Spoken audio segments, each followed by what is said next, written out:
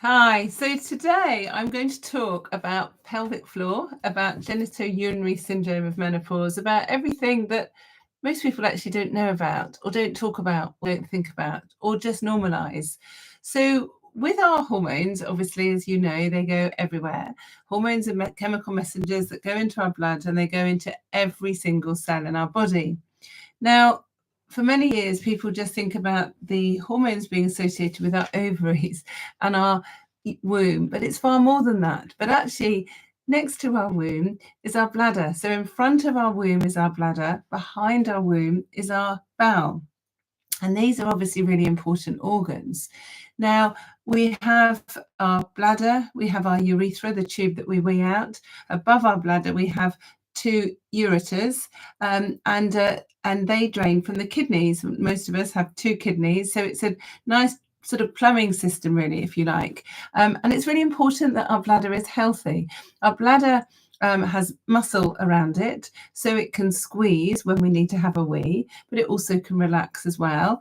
And it's a storage organ. It stores our urine, and there are signals that go from the bladder to the brain telling us when we need to have a wee. Most of us can hold on to our urine, and then at an appropriate time, in an appropriate place, we pass urine. And we have hormones in our brain that also can tell us when it's day or night. So they will stimulate the bladder at different times. So for most people, they're more likely to wee in the daytime and less likely to wee at the night time. You know, the more we think about how our hormones, how our organs work in our body, it's quite incredible, isn't it? That they work so well and effectively, and everything's really thought out so beautifully for us. So we also have our tissue around, so we've got the urethra that we wee out of. Then behind that, we've got our vagina, and then obviously our rectum behind that as well. We also have around our vagina is our vulva, and we have our perineum, which is tissue actually around that area. Lots of people don't even know what their vulva looks like, what it does. A lot of people use the word vagina in the wrong way. So it's quite important to know what the anatomy is. And for many women, we don't even often look at that area because we have to use a mirror, obviously, to see. But it can change quite a lot, especially when we don't have the same blood flow, we don't have the same hormones in that area. But it can cause a lot of symptoms as well. Then we have our pelvic floor. So this is a sling-like group of muscles that hold up the bladder, the bowel, the urinary tract, and they go from the front of the pelvis to the back, and they're very, very important muscles. Most of us don't realize we have them until they don't work very well. But everyone talks about pelvic floor exercises, and this is a way of keeping those muscles very strong so they can support, especially the urinary system, the bladder, but also the womb as well. So all of these organs, the tissues, the blood supply, the nerve supply is really important to be as healthy as possible, because, like I say, most of us aren't really aware of it until there's a problem. Most of us, when we sit down, shouldn't really be aware of what our vulva and vagina feel like. Most of us should only be thinking about when we need to have a wee when we're sitting on the toilet. Most of us shouldn't be having any discomfort or irritation or soreness or dryness, but many people do.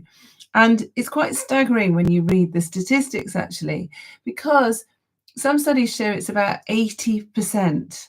So that's 80 out of 100 women have symptoms related to our genitourinary syndrome system. So that's symptoms affecting our vulva, vagina, it could be our bladder. But the minority of women, probably less than 10%, so less than 10 in 100 women are receiving any treatment.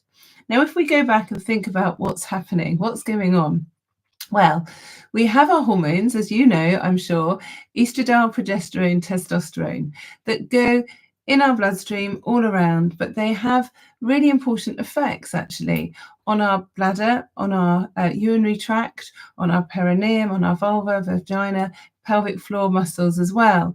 And so if we don't have those hormones or those levels are fluctuating or reducing, it can cause a myriad of symptoms.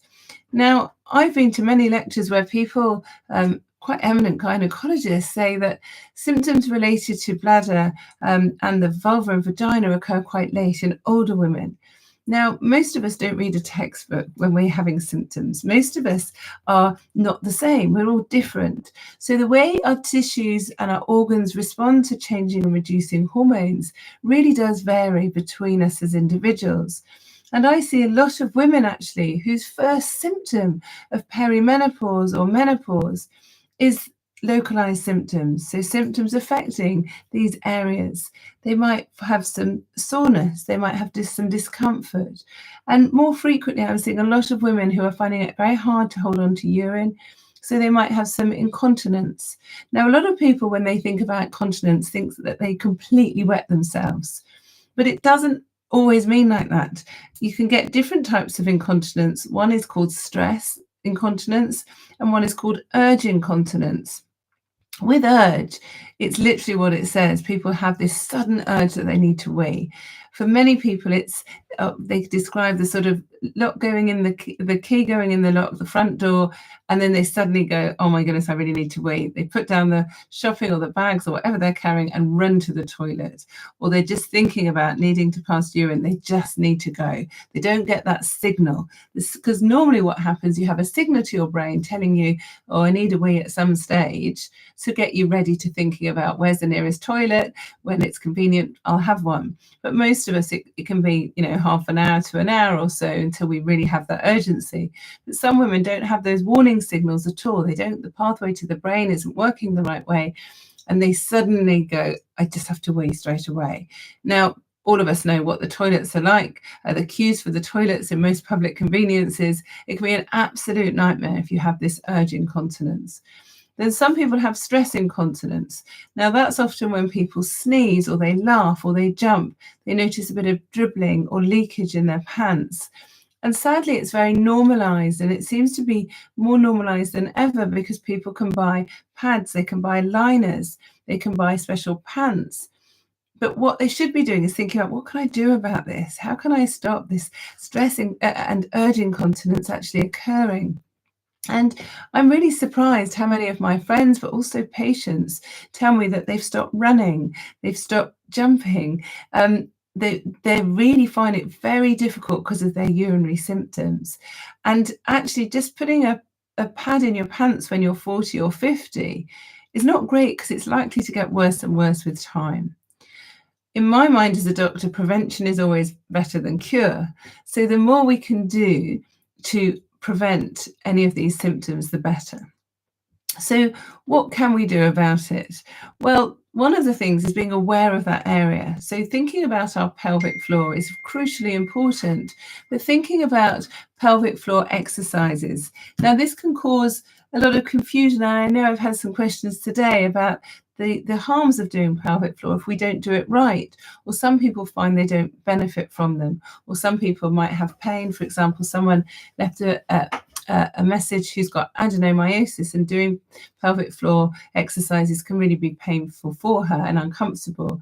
So for most people, it's just the squeezing sensation. You know that feeling when you're in the middle of doing a wee and you stop it. It's just drawing those muscles up. And sometimes people can count to, sometimes it's just to 3, sometimes it's 10. But you can do them, do one and then relax, and then another and then relax.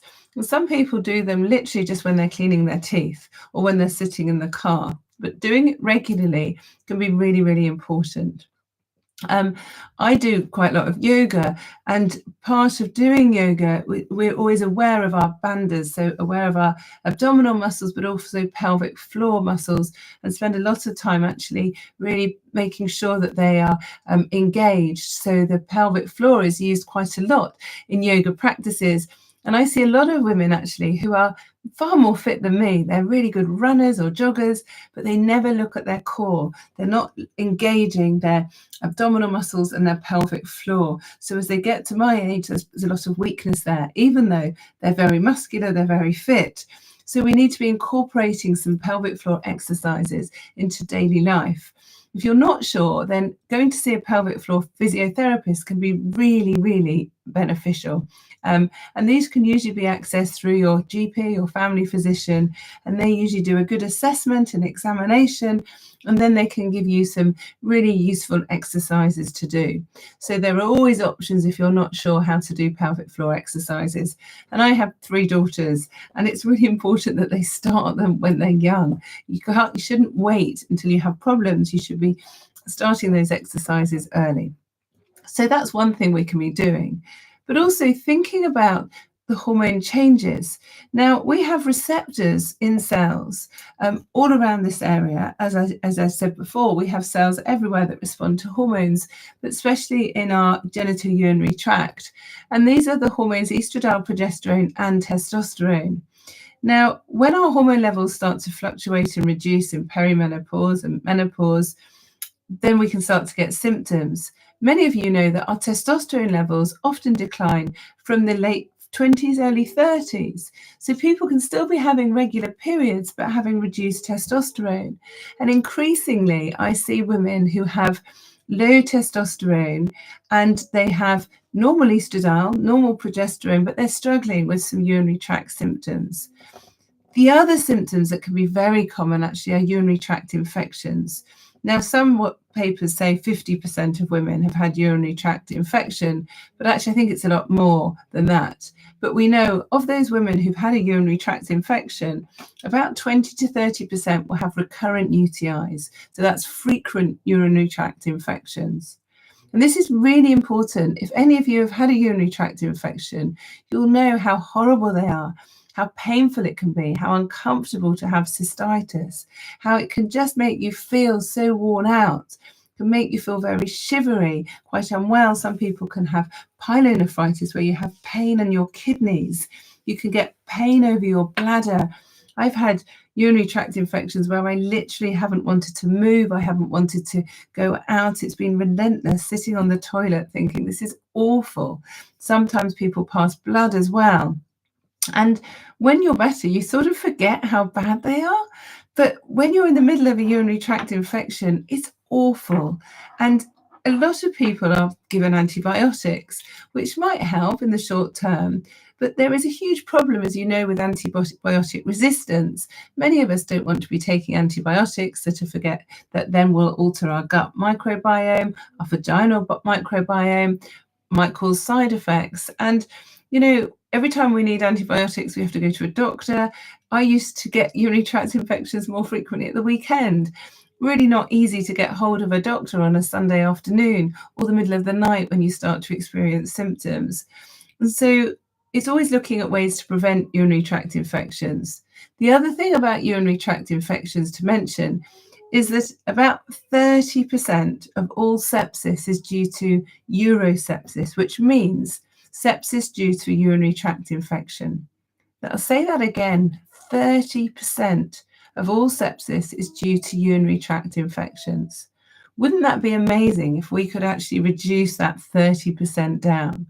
Nobody wants to have sepsis. I've got one child, one daughter who had sepsis a few years ago, and it's really scary. The speed in which people become ill is really, really very worrying. But we know that urinary tract infections are very common in older women, especially women who are in nursing homes. A lot of women are admitted with urinary tract infections. It can cause confusion, delirium, a lot of symptoms in women especially. And it's more common in women because our urethra, the tube we wee out of, is a lot shorter, obviously, than for men.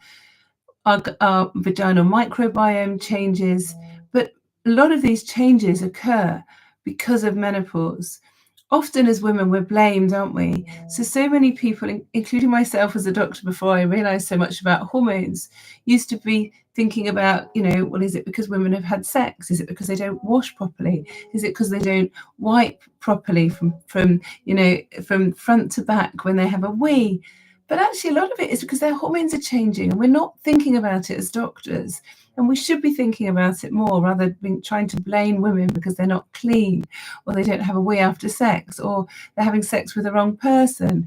It's absolutely crucial that we think about hormones, not just estradiol, but testosterone as well, because of the multitude of receptors we have in that area. So giving those hormones back can be absolutely transformational. And the first thing I would say is when we think about giving hormones back is actually giving vaginal hormones. So this is not HRT. This is not hormone replacement therapy.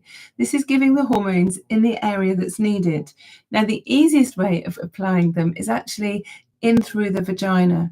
So these can be vaginal pessaries, vaginal tablets, vaginal creams, vaginal gels, or there's in the UK, there's a vaginal ring called oestradiol, which is a very flexible small silicone ring that lasts about 3 months. So it's only 4 times a year it needs to be replaced. Some women replace it themselves. Sometimes they go to a doctor and have it replaced. But these are local. These hormones work locally, which means they'll work in the vagina, they'll work in the vulva, they'll work in the perineum, the surrounding tissues, but they sort of seep into the urinary tract as well. And that's very important when so many of the symptoms are related to the urinary tract. Now, they will go into the bladder, the ureter, the ureters, the urethra, and will reduce this irritability of the bladder as well. Sometimes when people get cystitis, their bladder becomes very irritable. If people have a lot of recurrent urinary tract infections, they can get something called painful bladder syndrome. They can get interstitial cystitis. And much of this, I think, is related to hormones that have been suboptimally replaced, especially testosterone, actually. So we're very lucky now. We have 2 types of estrogen that can be used vaginally. Oestradiol, which is the same as the estradiol we give transdermally through the skin as a patch or gel. Oestradiol, which is another type of estrogen, which can be used in some of these preparations. But most importantly, some of you might have heard me talk about before, is prasterone. Prasterone is actually DHEA. It's converted to estrogen and testosterone in the vagina when we use it as a vaginal pessary. Now, it's converted into estrogen and testosterone in the cells, in the nucleus of the cells as well. And so therefore it's stimulating the testosterone areas as well as the estrogen responsive areas as well. And for many years, I only gave estrogen, like Vagifem pessaries, but that's only helping half, if you like. It's not stimulating the testosterone receptors that we have around that area. And so a lot of women do improve with local estrogen treatments, but a lot of women don't improve properly until they've had the prasterone pessaries. Prasterone has been around for many years, actually, in the US and a few years over here. And I certainly use it first line in my clinical practice. And there's some great data about it. So Rachel Rubin, who's a phenomenal urologist in the US, has been prescribing prasterone for a long time and done some really good studies. And her studies were involving over 22,000 women, huge numbers of women, and showing that if women have vulvar and vaginal symptoms, so symptoms of vaginal dryness, soreness, discomfort, and urinary tract symptoms, they're more likely to improve quite significantly with prasterone. If they've got diabetes as well, their improvement is going to be very good as well. And there's more than a 50% reduction in urinary symptoms if they use prasterone. Now, that's really, really important. That's very significant. And it's avoiding the need for antibiotics in a lot of these women, which again is crucially important. So giving prasterone is very safe. It's a daily pessary, and it can be used by practically every woman, actually. When we think about all women, when we're menopausal, usually we're older and our testosterone levels very low anyway. In perimenopause, testosterone levels are declining. But younger women, like I say, can have testosterone deficiency before they have estradiol and progesterone deficiency. There's another group of women that I'm really concerned about, actually, are women who use contraception. Contraceptives will block the way our natural hormones work. And if women have oral contraceptives, it increases something called our sex hormone binding globulin, which then will reduce our freely available testosterone. So this is like blocking testosterone around the vagina and the vulva and the surrounding tissues. So a lot of young girls, late people in their teens, people in their 20s and 30s who take contraception will often have symptoms of vaginal dryness and soreness. They'll often have urinary tract infections. And we need to be thinking about giving these women some vaginal hormones as well, because they're very, very safe. We know they're also safe in women who've had breast cancer because they don't get absorbed systemically. If a woman is taking HRT, that's great, but around a fifth, so around 20% of women who take HRT still need to use vaginal hormones. I certainly use both because I was getting a lot of urinary tract infections, especially after having a hysterectomy. And I'd been on HRT for about 4 years then. And then my local symptoms got a lot worse. And so using prasterone is transformational. But I was opening a box of my prasterone this morning, and I just saved the insert to show you. So me as a medical doctor is telling you that prasterone is safe. It doesn't get absorbed into the body. The dose is very low. It can be used by women who have breast cancer. But if I open this insert here to show you, it will tell me about what it is, what's to be used for, which is fine. And then it's saying about do not take it if you've had breast cancer, if you've had cancers in the womb, if you've had a clot, if you've had a heart disease, if you have liver disease, which is absolute rubbish, actually. People can use these hormones because they're very local. And then it says, tell your doctor of special concerns. If you have migraine, if you have an increased risk of having a cancer that's estrogen sensitive, such as your mother, sister, or grandmother, if you've got a high level of fat in your blood, if you've got fluid retention due to cardiac or kidney problems, if you've got a disease affecting your eardrum and hearing, asthma, epilepsy, high blood pressure, diabetes, gallstones, fibroids, you have to be really careful and see your doctor more often for checkups. Now, I have migraine. My doctor does not want to see me more frequently because I'm using Introsa. Like, it doesn't make sense. Like, it's such a low dose. It's just basic hormones. And then it's saying stop if you notice any of these. So if you have a raise in your blood pressure, if you have a sign of a clot, if you have migraine type symptoms, it won't be associated with the Introsa. And then it also talks about stroke and heart disease. It talks about blood clots. It talks about the effect of HRT on the heart. It talks about ovarian cancer. So, if I'd gone as a patient and then read this that my doctor had given me, I would be absolutely petrified. It's also saying possible side effects. So side effects are breast cancer, ovarian cancer, blood clots, memory loss, it says as well, which absolutely seems madness. So this is such a shame because this is a real barrier for women receiving localized hormones because it's hard enough, isn't it, for women to be listened to? It's hard enough for us to be receiving the right treatment. And then there's so many barriers. Like, why are we being told misinformation? There's no evidence that localized hormones cause any problems at all. Yet these inserts are really frightening. There's a lot we need to do to try and reassure people and enable them to have evidence-based treatments that really can help lives. People die from sepsis, people die from urosepsis, and a lot of people are really struggling with symptoms related to their urinary tract. It's not trivial. We should be taking it more seriously. I see a lot of people who have a huge amount of pain in their vulva, in their vagina, in their surrounding tissues, to the extent that they can't sit down, they can't wear jeans, they can't wear underclothes, they can't go swimming, they can't ride a bike. It's not even about penetrative sex. It's just about getting on with day-to-day life. And having these local hormones can be very, very transformational.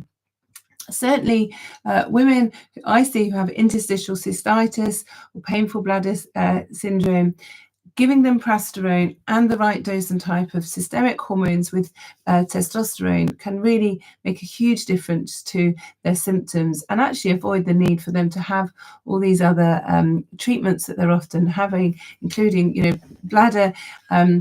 They often have different treatments actually instilled in their bladder, often have a lot of antibiotics as well, and a lot of medications that cause side effects. And there are a lot of medications that are sometimes used to help the bladder, but some of them are antimuscarinics. These are drugs such as oxybutynin, which can have some side effects like a dry mouth, but more importantly, they increase the risk of dementia. Using vaginal hormones is not going to increase the risk of dementia. And in fact, I used to prescribe a lot of vaginal hormones when I was a GP, especially to women with dementia, because once they had these hormones, they weren't getting up so much in the night to pass urine. So they were less tired. So they were less likely to have a fall. Also, in the middle of the night, they were less likely to wake up their carer or whoever was looking after them, which again was better for that person too. So we need to be thinking in a wider way about the ways that we can really make a difference to women's pelvic floor health, for their genitourinary system as well. So anyone that has vaginal dryness, soreness, discomfort, irritation, itchiness, if you're having any urinary tract symptoms, however old you are, you really should be thinking of vaginal hormones. And increasingly, I'm using them in younger women with very transformational effects. So women who have, I know there's a real postcode lottery when it comes to having vaginal hormones, especially progesterone in the UK. Some places are finding it very difficult to have them prescribed on the NHS, but it is available. It is a licensed preparation. Usually the progesterone are given as daily pessaries with an applicator, or you can use it without the applicator. Some people still need some gel or some cream to use externally, and it can be used together. When people use Vagifem, they often use it twice a week, but some people need it more often than that, and that's fine because the dose is incredibly low. So there's lots of things that we can be doing, but as women who are experiencing these symptoms, we need to be empowered with information ourselves, so then we can ask for the right treatment. And if one type of treatment doesn't help, certainly ask for another. Sometimes when people have a lot of symptoms, they find that using any of these topical, especially the creams, actually can really smart. They can cause a lot of discomfort and pain. And then they think they can't have the hormones. It's often because of the preservatives or whatever else is made with these preparations. So some of them can cause a lot of discomfort and burning, and then we change to a different preparation that maybe has less preservatives in and can make a real difference. So it is about getting the right treatment. All of these treatments can be used in conjunction with other medications because they are just natural hormones, so they're very, very safe. I'm just going to put my glasses on because there's been some chat here in the Instagram Live, which is great, just to see if there's any thing that I haven't recommended. So yes, it is progesterone that I'm talking about. We don't use testosterone vaginally. Some clinics might do it, but it would have to be compounded, and we don't really see the need because the progesterone will convert to testosterone and estrogen. But having systemic testosterone with progesterone is often very transformational for women with urinary tract symptoms. About examination, someone's asked, do I need examining if I need progesterone? Now, we've written a consensus statement with the British Society of Sexual Medicine about management of genitourinary syndrome of menopause, and I'll put a link on my story, but it's available through my website. And that's a really important document, actually, because we had a lot of discussion. We wrote it with many experts about whether women need to be examined or not. What we see on examination doesn't equate to how people are feeling. So some people have horrendous symptoms, and when you examine them, everything looks fine. Other people have quite a lot of you can see the atrophy, you can see thinning of the skin, especially around the vulva, but they actually don't have many bad symptoms. So you can't equate. What we don't want to do is be missing another cause of causing these symptoms, another reason. But often we will start treatment, and then if people find their symptoms don't improve or worsen, then we can examine. But as a patient, you need to be involved as to whether examining is something that you want early or not. Some women really want to be examined early just to be reassured there's nothing else happening. And other people, we wait until they start to feel better. And then actually examination is a lot less painful and distressing for them. Someone was saying, I've suffered chronic urinary tract infections most of my life. I've asked my GP for Vagifem and testosterone, was told the NHS don't prescribe them. Well, maybe worth seeing another doctor because we do prescribe them as well. We've known since the 1980s that vaginal hormones, vaginal estrogen, reduces urinary tract infections. Like, it's so important that we think about urinary tract and our vulva and using local hormones as well. So we really need to be thinking about how we can improve our bladder health. And when I was in Perth recently, I was talking to quite a lot of urologists about how hormones can really make a difference.